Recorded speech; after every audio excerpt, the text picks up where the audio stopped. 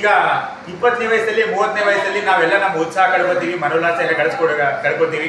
ಆದ್ರೆ ಉಮಾ ಆಂಟಿಯವರು ತಮ್ಮ 60ನೇ ವಯಸ್ಸಲ್ಲೂ ಕೂಡ ಈ ರೀತಿಯಾದಂತಹ ಒಂದು ನಿರ್ಧಾರ ತೆಗೆದುಕೊಂಡು ತಮ್ಮ 60ನೇ ವಯಸ್ಸಲ್ಲಿ ಈ ರೀತಿಯಾದ ಒಂದು ಉದ್ಯಮವನ್ನು ಪ್ರಾರಂಭಿಸಿದ್ದಾರೆ. ಇದು ನಿಮ್ಮೆಲ್ಲರಿಗೂ ಕೂಡ ಒಂದು ಮೋಟಿವೇಶನ್ ಆಗಿದೆ, ಎನ್ಕರೇಜ್ಮೆಂಟ್ ಆಗಿದೆ.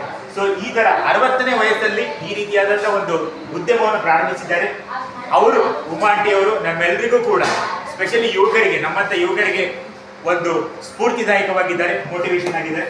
ಥ್ಯಾಂಕ್ ಯು ಉಮಾ ಆಂಟಿ ಅವರೇ. ಸೊ ಇವತ್ತಿಂದ ಈ ಆತ್ರೇಯ ಫುಡ್ಸ್ ಏನಿದೆ, ಈ ಆತ್ರೇಯ ಫುಡ್ಸ್ ಬರೋದು ಪೂನಂ ಮಾಲ್ ಹತ್ರ ಬೆಥೆಸ್ಡಾ ಚರ್ಚ್ ಹಿಂದ್ಗಡೆ, ಕೆಂಗೇರಿ ಉಪನಗರ, ಬೆಂಗಳೂರು.